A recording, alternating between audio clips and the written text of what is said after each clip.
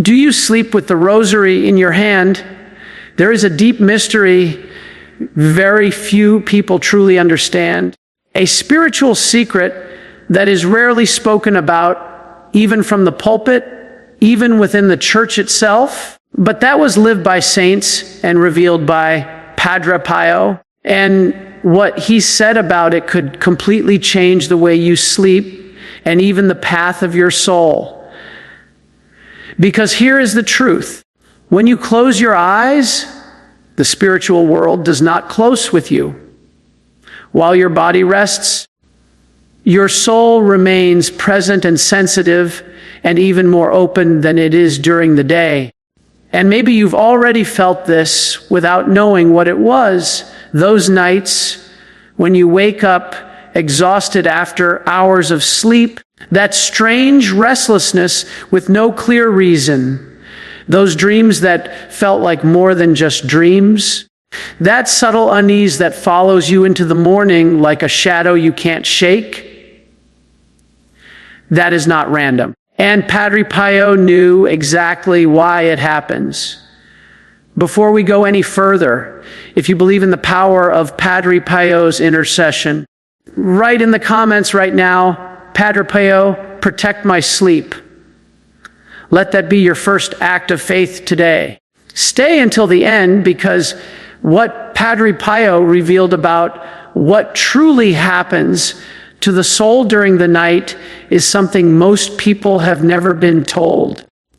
And once you understand it, you will never think about sleep the same way again. There is a reason why throughout Scripture God chose the night to speak, not the afternoon, not the busy morning hours, the night.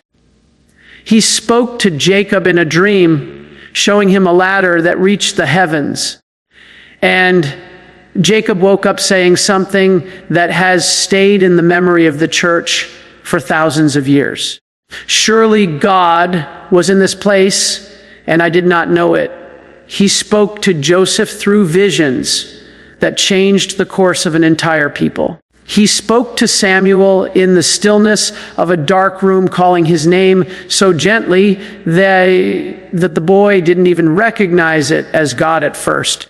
The night has always been a time of encounter, not emptiness, not just physical recovery, a space where the noise of the world falls away and something deeper becomes possible. But here is the tension that Padre Pio never let people ignore. The same openness that makes the soul receptive to grace also makes it vulnerable to disturbance. And this is the part most people are never told. The night is not spiritually neutral.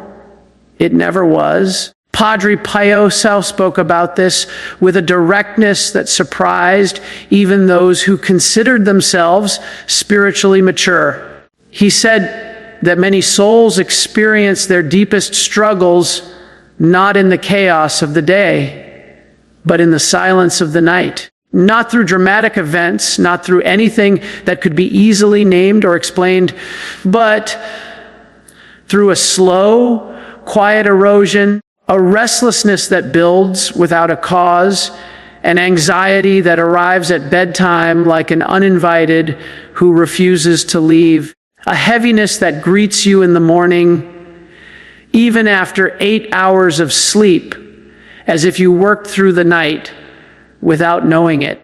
He believed the soul, in its openness during rest, can be touched by grace, but can also be unsettled by what he described as spiritual interference.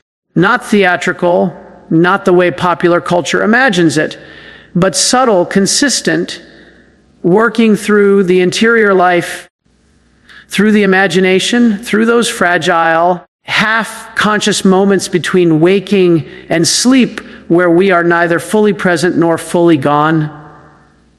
Stop for a moment. How many people do you know who sleep badly, who wake up tired, who carry a low-level anxiety that has no obvious source?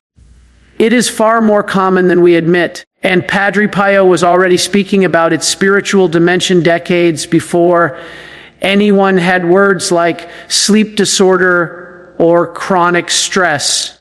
He saw it for what it often was, a soul that had been left unprotected at the threshold of the night. And his answer was always the same: the rosary, not as a superstition, not as a ritual performed out of obligation, but as something Padre Pio described with a word that might surprise you.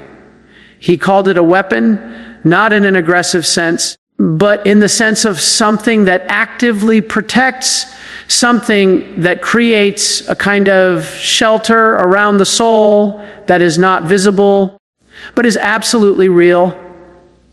Think about what the rosary actually is for a moment, not as an object, but as a practice. It is a rhythm of prayer, a return again and again to the same truth, to the same presence. Each Hail Mary is not empty repetition. It is the soul anchoring itself, finding the same shore after drifting, saying once more with the lips, and eventually with the whole heart, "I remember who I belong to." Padre Pio carried his rosary at all times. Those who lived and worked alongside him said he was rarely seen without it in his hands, even during conversations, even between masses, even during the brief hours he allowed himself to sleep, and the counsel he gave to the thousands of souls who came to him broken, lost, afraid, grieving. It almost always included the same instruction: pray the rosary, not as the only answer, but as a foundation, as the daily practice that keeps the soul oriented toward what is true. He said that Mary, when called through the rosary, does not delay. She intercedes. She places herself with a mother's instinct between the soul and whatever threatens it. And he believed from personal experience, not just theology, that this protection becomes especially powerful during the night, during sleep, during those hours when we are least able to defend ourselves. Now, hold that thought for a moment. If the soul is more open during sleep, if the night carries a spiritual weight that most of us have simply never been taught to take seriously, then what we carry into that darkness matters more than we think. There was a man, a father of 3, a quiet man who described himself as a lukewarm Catholic for most of his adult life, who began sleeping with his rosary after his youngest daughter gave him one she had blessed at a shrine. He didn't do it out of deep conviction. He did it honestly because she asked him to God, and he didn't want to disappoint her. He placed the rosary on his nightstand. And one night, almost without thinking, he picked it up and held it as he fell asleep. He said that what happened over the following weeks was not dramatic. There was no vision, no voice, no moment he could point to and say, that was it. But something shifted.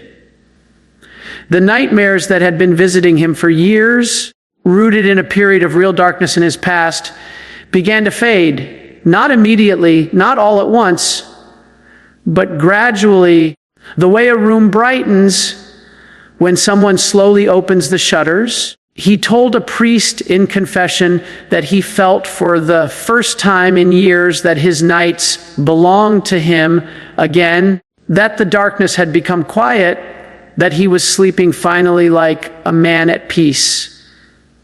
He still holds the rosary every night. Years later, that kind of change doesn't come from an object. It comes from what the object represents and from the disposition of the soul that holds it.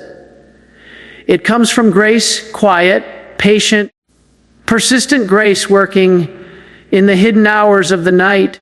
And this is exactly what Padre Pio pointed to when he spoke about the soul during sleep.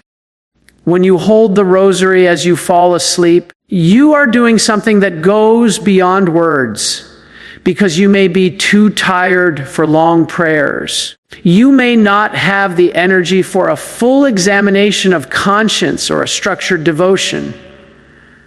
But your hands remember. Your hands can hold what your mind is too exhausted to articulate. And that simple physical act, fingers wrapped around beads that have passed through decades of prayer, carries an intention that the soul understands, even when the conscious mind is already drifting. You're saying without saying anything, I belong to God. I entrust this night to Mary. Whatever happens in this darkness, I am not alone in it. The soul hears that. The soul responds to that. Padre Pio taught that spiritual habits form the interior life in ways we cannot always observe directly. We don't see the change as it happens. It is like the slow work of water on stone, invisible in the moment, undeniable over time. The practice of sleeping with the Rosary night after night teaches the soul something that cannot be taught any other way. It teaches trust. It teaches surrender. It teaches the soul to rest, not just physically, but completely, to lay down not only the body, but the fears, the unresolved tensions, the burdens that have no easy answer. And if we are honest, that is the hardest thing most of us are asked to do. We are people who hold on. We hold on to our problems, turning them over in our minds as we lie in the dark. We hold on to our fears, rehearsing worst case scenarios with a thoroughness that would impress any strategist. We hold on to our resentments, replaying conversations that hurt us, sharpening our responses to people who will never hear them.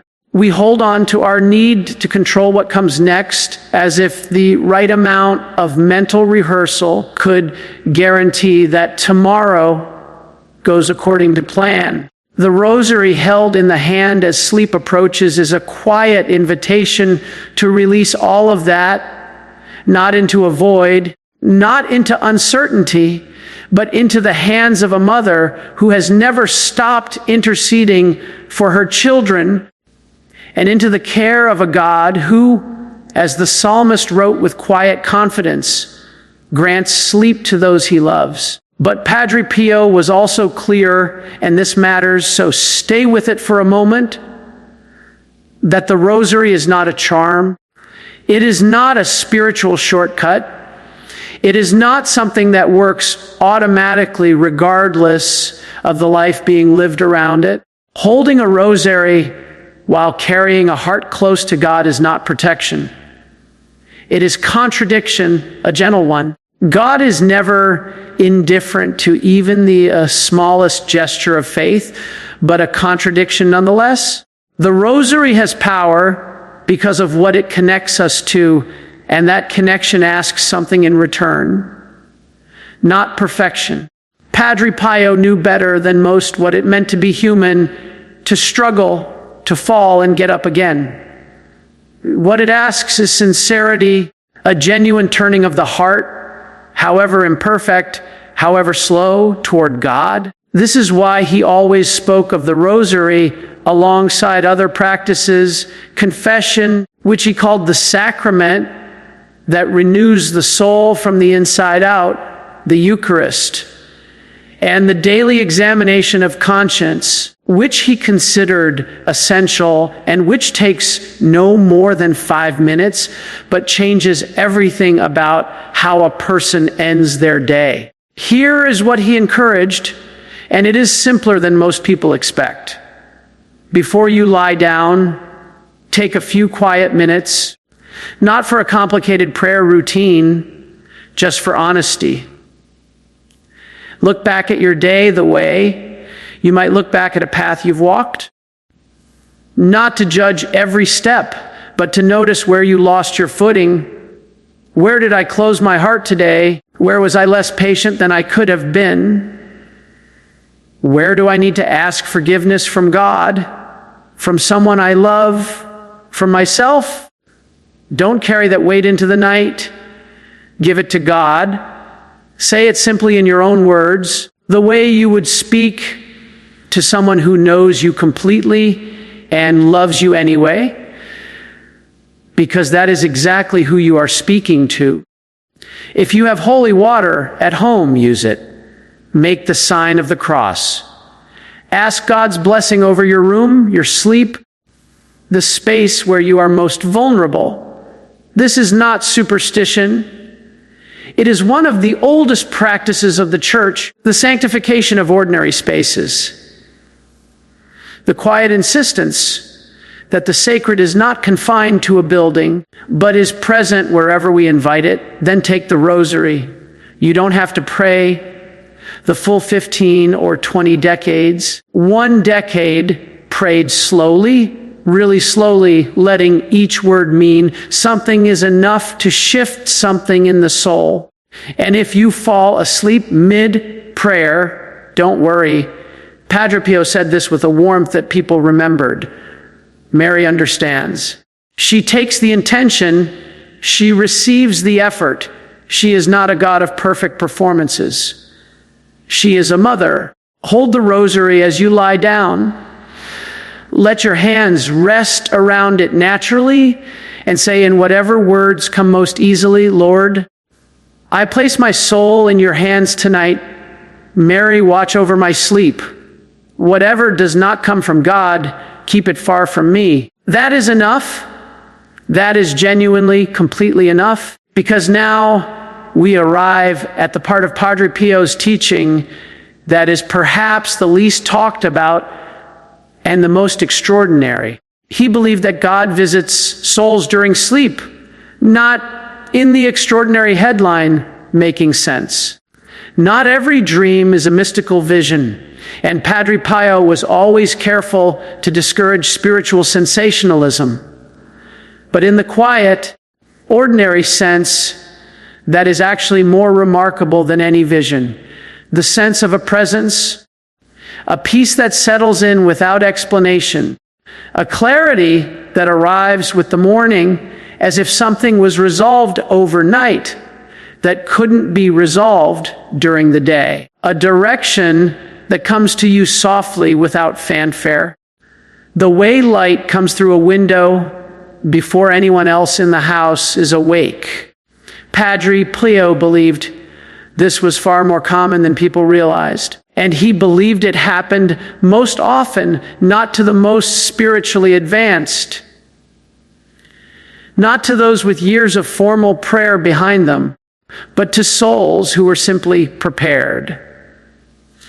Souls who had ended the day honestly, who had asked forgiveness for what needed forgiving, who had held the rosary and said in whatever imperfect way, I'm yours tonight.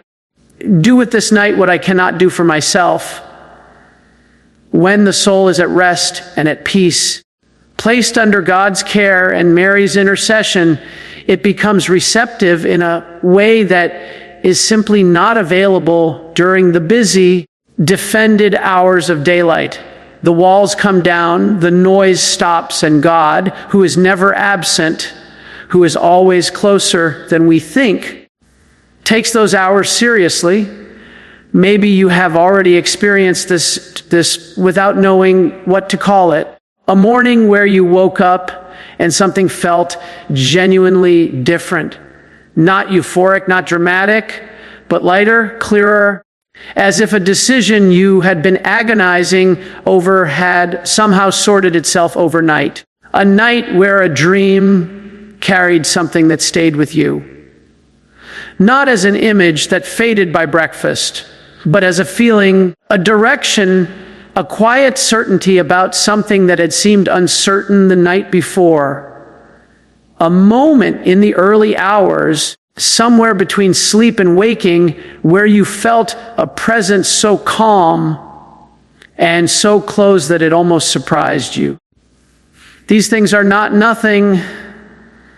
They are not the random noise of an overworked brain. They are the ordinary fruit of a soul that has over time learned to rest in God, and they are available to you not as a reward for spiritual achievement, not for the especially devout or the especially disciplined, for anyone willing to end the day with honesty and begin the night with trust.